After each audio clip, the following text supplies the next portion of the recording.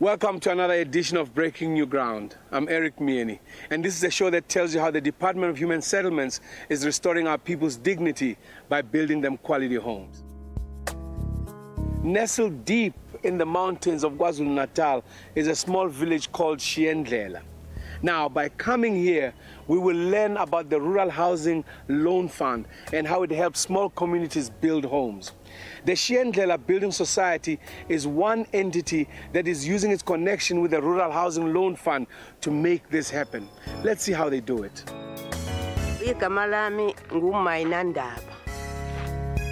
Ukuhlala kwami la kule ndawo nginemashumi amane eminyaka. Hayi kona kwesihlala kahle yabuye yawake ngoba kwakuye eyostini sodaka lesi. Yasiwake kwashuthi iwa nje sekuzoqhamuka umtimandeke osethi sakheni izindlu sibe inhlangano uzoselekelela kuMiselandi.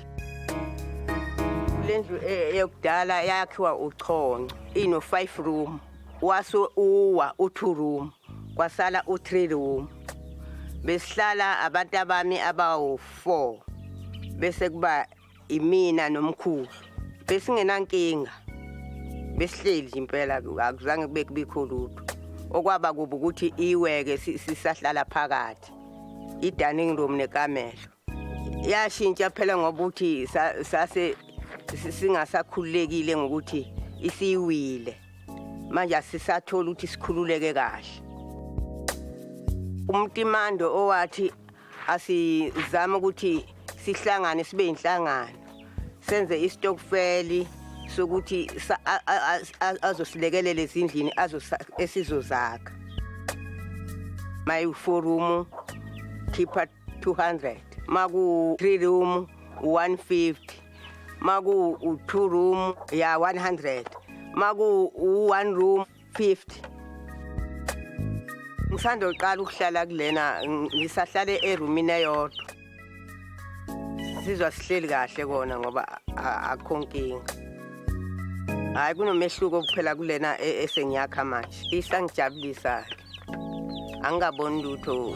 Angazi ke emva kwesikhathi sengimdala ngisakwazi ukuthi ngiqhubeke nokuningi. Sengibonga yona le u4 room enginawo. Phakathi ulokhuza kufaka ilokhu isiringi. Isiringi ayikangeni phakathi. Nokuthi ke ngirounde la ngijikeleza la. Namabhodi kawakapheleli. Bayijabulela indlu abakasho ukuthi abayijabuleli. Dumsilendaba is also a member of the Shiendlela Building Society, which helped her build a home for herself and her late sister's children. Ngudumsile wakandaba. Bengihlala kamamkhulu phezulu. Uma wazazothenga lo muzi esuka eThekwini ngabuya ngazohlala naye la. Umalo ehla esuka nabantwana le eThekwini basisi usisi usashona. Wabuya nabo wazohlala nabo la. Sahlala sonke ke la. Noma wabuya shona ke. Ya kona ukunakekela ingane kulikhoni and umsebenzi esiwusebenzayo sitshala izihlahla ilanga siyahlakulela kahle wena siyahlakulela sizivune futhi uma sithola imali bese sizokwazi ukuthi ngithenga ukudla zondleke izingane. Lendle endala iyavuza aboma ithwaliyana izulu sime ngenyawo lize liphele izulu lisime ngenyawo iyavuza ngiyaxaxaza nje yamanzi angena endlini uthi ke mase liphelile izulu siqale phansi ke sisulele amanzi akade ngeniswa imvula. Kahle Shiendlela building ngaqala ngezwe ngumamkhulu umamndaba lo. Ngase ngithi hayi ma nami ngiyathanda ukuyingena ngoba manje lendle ihleli kuyona iyanetha.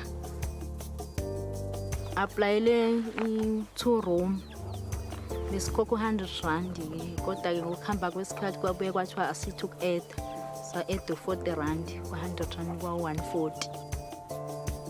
Kona kuthatha isikhathi eside sibe sidana sona ngoba sike saqala sakha komunye umuzi lesikhokha sibhadara saqeda lapho kwayima siza komunye umuzi kwaseke kwaze wafikenyelela nakimi-ke.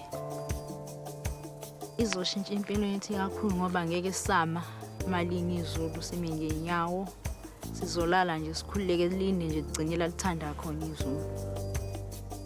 Yona isekude kuphela ngoba ngisazobuye ngifuna ukufaka amathayizi, ngifake isivalo, ngikhonke, bese ngiyayipenda, ngifake namabhodi, bese-ke siyangena-ke kuyona-ke siyahlala. After the break, we find out more about the Shiendlele Building Society and exactly how the Rural Housing Loan Fund works. Don't go away.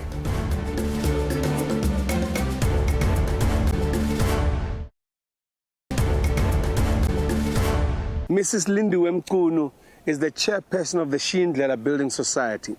She's also a wife, a mother, a grandmother, and a subsistence farmer. In this little remote village somewhere in the mountains of Natal, where you'd think there's nothing to do, Mrs. Mkunu has her hands full. Mina ngoMrs. Mkunu, ushameni la eShiendlele Building Club. Ngize ngibe ushameni weShiendlele kwaqale kwawubaba wasekhaya. Ngenxa yokuthi ubaba wababhizi ngomsebenzi, qoqa inkomo, qoqa imbuzi, inhlangano yasixoxa ukuthi ongcono asithathe umama ebe ushameni walenhlangano ngoba ubaba ubekade ehamba kahle la enhlanganweni, nomama siyamethemba ukuthi uzohamba kahle la kule nhlangano. Imali lenhlangano le ekhokha ngayo siyaye befike behole ogogo nomkhulu bese kuthi kusasa sihlangane siyikhokhele imali bese siyayihambisa ebhenki isihlangene yethu sonke. Kusho ukuthi le mali le saqala nje siyinhlangano senze istokfela. Sithe senze istokfela saqala sakha izindlu, sasiqale sikhokhele umuntu oyedwa esitolo. Kunele ngaphela indlu yaleyo muntu bese phinde futhi siqale sihlanganise njalo ngenyanga sayihlanganisa imali. Njengamanje ke ubaba uNgwenya wasisiza saxhumana nabaka Rural Housing. Basiboleka imali yokwenza ukuthi sikwazi ukuqeda zonke lezi zindlu. Njengamanje izindlu esinazo sesakhe sonke ngokuphela, sekusele nje ukuprestelwa.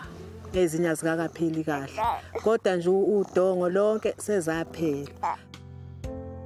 Siyaye sikhokheke imali sihlanganise masebeholi logogo nomkhulu bese siyayiposa ihambe iye ka Rural Housing njalo ngenyanga. Izinkinga siba nazo kube ukungakhokhi kahle kwamalunga, kodwa siyasihlangane futhi sibuyisane bese siyakwazi futhi ukuthi sikhokhe siyilungise leyo nkinga bekhokhe kahle amalunga, imali ihamba iphelele njalo ngenyanga lesihlanganisayo.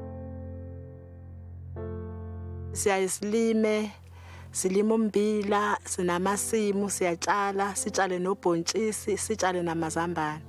Kuye kuthi umbila mase siwuvunile, siyawuhulula bese sifake emasakeni siyowugaya.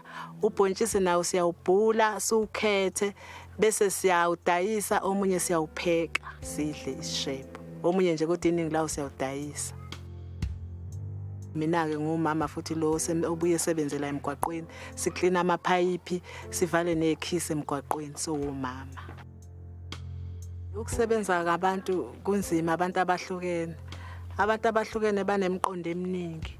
Ngoba uthola ukuthi okunye uthi uyakhuluma, abanye bebe nenhliziyo ezincane, bethukuthele, abanye belethe lokho nalokho. Kodwa sengiyakunderstanda nje, sengibajwayela abantu, sekumnandi nje ngoba ngeke ngathuka ekuqaleni, kodwa manje sengibajwayela ukusebenza ngabantu, sengizwa nje kumnandi kakhulu. Ngokufisa kwami njengoshameni bengifisa ukuthi mangabe sisiqede zonke ukwakha lezindlu sibe nomunye umsebenzi esingawenza nje, mhlambe siqhubeke namabhizinisi, mhlambe senze izitini, sidayise, sithola imali. ikona okusenhlizweni yami ukuthi lokho kungayijabulisa inhlangano ukuthi kungabi inhlangano egcina ngokwakhe izindlu kuphela kube inhlangano nje eqhubekayo yenza izinto eziningi. The Shiendlele Building Society is a savings club that was formed to help its members build their own houses. It has monthly meetings where it discusses club matters such as contributions, loan repayments, and some such important issues. We were invited to sit in on one of those meetings. Sanibonani. Nisaphila kodwa? Hayi kuhle kuhle. Siyajabula ukuba nani la ku Breaking New Ground. Lo hlelo olukhuma ngokwakhiwa kwezindlu yonke indawo la eMzansi. IShiendlele Building Society yaqala kanjani? Sasi nenkinga yokungabi nazo izindlu zokuhlala ezingene elifanele. Enhlanhla ke sathola ubaba wala ekhaya uMr Peter Paul Ngwe ukuyena asiza ngokuthi ke uyazi ke yena sihlala naye wakhulela la. Wayesebona ukuthi ayi impilo esiyiphilayo ayiyinhle. Wayesethi kasizama ukwenza i-stockfell leyo mali esesikwazi ukuyihlanganisa sakhela omunye nomunye kodwa senze icontract ukuthi siyoze siphele sonke Nakho. nemali esikhokhayo ke yayingafani oka 4 room wayikhokha 200 rand oka 3 room akhokhe 150 oka 2 room akhokhe 100 rand oka 1 room akhokhe 50 rand. Kwakhiwe izingakhi izindlu? Asiqale ngo-2013 mangaphosisa ukuxhaswa i-Rural Home Loan Fund. Kwasha kusha 2015 sonke bese siqedile. Ngokuzwa kamba kusho ukuthi yiloan abanike yona abe Rural Housing Loan Fund. Yeah. Akuyona impo. Kusho ukuthi kumele nikhokhele kamuva. Ingakanani le loan? 350,000 rand. Okay. Yeah. Okay, and iyona enikhokhela every month okwamanje. Yebo iyona sibuyisele emuva back. Babethele imali bayasiboleka ayizuba nayo interest. Ngo-2018 nje sizobe sesiyiqedile le mali basinikeza u5 years ukuthi siyibuyisele kubona back. Sizwena ngabanye bethi hayi uma bebona izindlu zakhiwa khane bebona ukuthi kuyasebenzeka. Ngibongile. Yebo. Sibongile ya. Mr. William Malachi is a client executive at the Rural Housing Loan Fund. We talked to him about the RHLF itself and its involvement with the Shiendlele Building Society. Mr. Malachi, thanks for coming on to Breaking New Ground. Thank you, sir. Yes. Could you give us a little background on the Rural Housing Loan Fund? Who are you? How are you constituted? What do you do? Rural Housing Loan Fund is a government-owned entity. It was established in 1996. It's a DFI, Development Finance, but we work as a wholesale financier, meaning that we actually work through a range of intermediaries that come to us and borrow money and on lend to the people, in particular in rural areas. Our mandate is that we have to ensure that people in rural areas have access for unsecured funding or finance to build their houses in rural areas. So it's more incremental housing. So they borrow, because it's people who earn less, they borrow bit by bit, they build one room at a time. And then over and above that, we are busy working with the community-based organization. Shiendlele is one of them, whereby they lend from us and then they lend only to their members, not to the general public. When you say you use intermediaries to go to most parts of rural South Africa, could you give us examples of those intermediaries? And you're saying one of them is building societies like Shiendlele. Stockfells can come to us to lend so that they can go and on lend to their members. Your cooperatives can also come to us. We are busy looking at the number of them at this stage. The other intermediaries that I spoke about is those that are privately owned companies. Most of them operate in building material suppliers. They have facilities with us and then they on lend to the people via this building merchants. What drives you in this business? Development and seeing people having a roof over their head, that's what actually drives us. As you go to those rural areas, what would you say they can learn from the Shiendlele building societies of this world? I think Shiendlela Building Club, they are committed to their cause. And if you look at the history where they came from, and you look at it now, none of them has quit the club. They're all still there, still saving the same amount of money. And this is actually, Eric, active citizenry, like if we put it, even the NDP talks about it, whereby people start the process and then government can also come in. Like we found them already building for one another, and then we came in, and then the process like has been sped up, and then all the houses now are complete.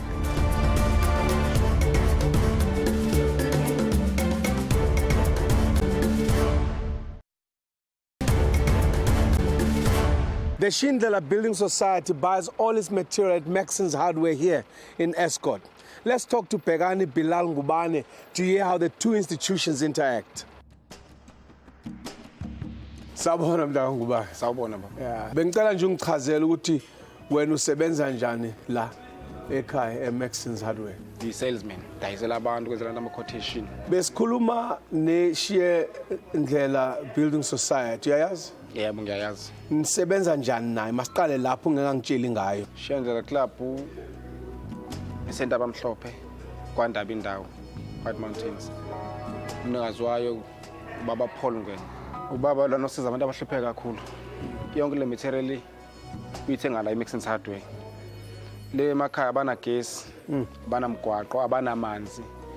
Ke bazamela amavaterikani ubahambisela amanzi ngale. Bakhandela izindlu zomxhaso. If ibingekho eMaxon's Hardware, ebengawenza njani umsebenzi wakhe? Hayi bengezuphumelele ngaphandle eMaxon's Hardware. Ibingeke impela. Mayelana nokukhokhela izinto azithengayo, nisebenzisana kanjani? uPaul Ngwenya une-account lekhaya. Ngathi akahlala isikhathi esiningi, ufika nje once in a while. Khona baba amsizayo, amthumayo, lethe khona okushodayo ngale emakhaya. Uthuma lo baba lethe quotation mhlawumbe 20,000. Afika ezele ekhaya simsiza njengama salesman simne quotation sifuna uPaul Ngwenya. I-quotation ibele imali. Hayi nge-account kasithatha impahla sisihambise khona si-deliver ngale. Futhi ukhokhela kahle, asikazi Paul Ngwenya awukhokhile kule nyanga. Kunenyanga oyeqile. Cha. Yena usebenza ne-Rural Housing Loan Fund angithi? Yes. And yena ngokubona kwakho leyo mali uyisebenzisa kahle kakhulu. Kahle kakhulu ngoba ukhandela abantu izindlu ngale abanganazi izindlu. Indlela ezingale emakhaya azinakiwe qobo. Ngoba kude kusemakhaya impela. Kodwa uPaul Ngwenya usenza impela indawo e-right. Uma ucabanga ngale relationship enayo nina eMaxon's Hardware neShiendlela, yini ebaluleke kakhulu kuwena ekuchaza kakhulu ngale relationship? Engichaza ukuthi uPaul Ngwenya usiza abantu abaningi kakhulu. Yabo isitolo singana nje through Paul Ngwenya. Ngoba ngale yahlusheka kakhulu. Bakhona abanye oPaul Ngwenya ezinye Shiendlela enisebenza nazo la ekhaya? Khona ngitangazi kama kubiza kodwa nje ngazi ubaba umnikazi wakhe kuthiwa ubani uBen Mfuphi. So bakhona abanye futhi abakhaya enibancedayo? Sibanceda yes. uBen Mfuphi. Ukuya phambili umfiso wakho yini? Ekubona ukuthuthuka nje kusizakala abantu. No, sibonga kakhulu ukuthi uze kuthina la BNG. The RHLF loan is not only used for building or extending a home, it can also be used for other home improvements. Let's see how the Nyatis use theirs. Ngunesta Kilimani Nyathi, ngineminyaka ewu50 ngihlala la indawo enhle, mawusenamandla akho nje besilima, sithola ukudla, kube kuhle nje, kumnandi, indawo engenalo nodlame nje. Besinenkinga sinezindlwane ezincane la sithandazela khona, kubhidlike kuudaka. Mazini imvula bese kuyabhidlika. Saze sahlangana ke sakhisana lezindlu. Masakhisana lezindlu kwasho ukuthi kwakheka kancane, imali yethu incane. Bamngwenya wasisiza kwasihlanganisa nalabo abasitsheleka imali. Hayi ke kwabalula ke, sakha ke sonke ke. Njoba niyibona nje yami ayiphelile, ama-fascia board akhona lapha egarage asafanele ukukhava. Sayithola sonke ke manje imaterial. Sazakha ke zonke nami ezingaphelile zonke, kodwa sazakha zinezinto zonke manje akasekho shodayo. Sesiyakhokha ke thina le mali manje esayiboleka. Abanye uzakwethu babengenazo ngisho izindlu. zokulala. Mina ungcono kubaba waye nganginayo indlu yokulala. Laba abanye ozakwethu bebengenazo nje qobo. Sizizwa simnandi enhliziyweni, sizizwa sijabule ngoba manje besingenayo indawo yokusontela. Namelina nizulu bebegcine bengabeseza ngoba indawo yokusontela ingekho. Manje nabo bazizwa bejabule kakhulu. Igama lami nguzanele Nyathi. Nginabantwana abawu-6. Ngishade 1992. Ngafikela kule ndawo sengihlale more than 24 years. Ngokusebenza ngisebenza eMhlongweni Primary School as a grade R teacher. Sakhela ngo-2010 sathi masiqeda ukwakha ayikwabonakala ukuthi okay sisakhile kodwa impahla sinayo. Kwaba khona iclub engangivele ngiyidlala la endaweni eShiyendlela Building Club. Sadecide nomyeni wami ukuthi ngoba indlu sesiyakhile kodwa phakathi asina furniture. Ngase ngicela ukuthi mina ngingathathi imaterial kodwa ngicela bangiphe ucash khona ngizokwazi ukuthi ngenze lento engifuna ukuyenza. Base banginikezela kucash ngakhona ukuthi ngirenovate ikhishi lami libe sesimeni ngakwazi nokudecorate uceiling board.